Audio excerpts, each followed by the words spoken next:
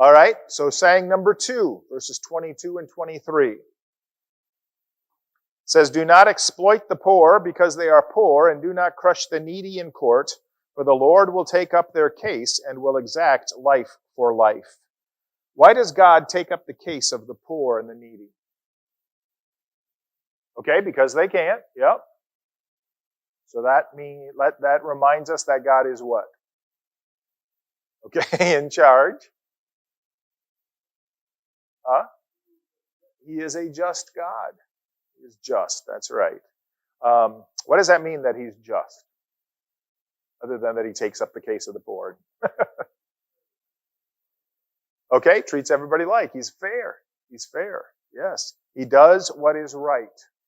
He does what is right. And he is the standard of right. Verses 24 and 25. Do not make friends with a hot-tempered person. Do not associate with one easily angered, or you may learn their ways and get yourself ensnared. Why would someone want to make friends with a person who has an anger problem? Maybe it seems like hot-tempered people get results.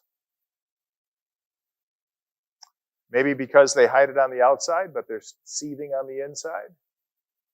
And yet he warns us here not to make friends with them. Why would you make friends with a hot-tempered person? Apparently, a lot of people do. So either way, this proverb warns us about who we hang out with because they can influence us. Chapter 22, verses 26 and 27. Saying number 4, it says, do not be one who shakes hands in pledge or puts up security for debts. If you lack the means to pay, your very bed will be snatched from under you. So this is describing a 3-person situation, okay?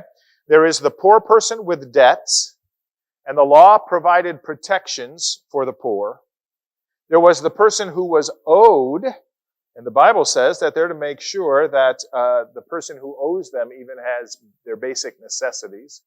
Remember, the Bible says that you're supposed to return to them at night their outer cloak, so they at least have some warmth. And then there's a third person involved in this, and this is someone who steps in and secures the person's debt. And the law had no protection for this third person.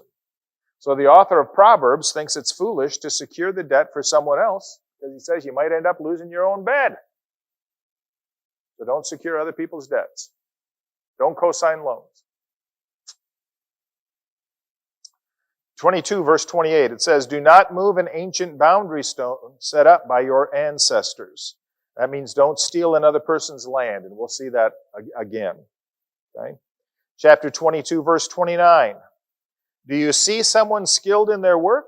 They will serve before kings. They will not serve before officials of low rank. And the idea here is that the person who is quick at their work and does it skillfully will rise.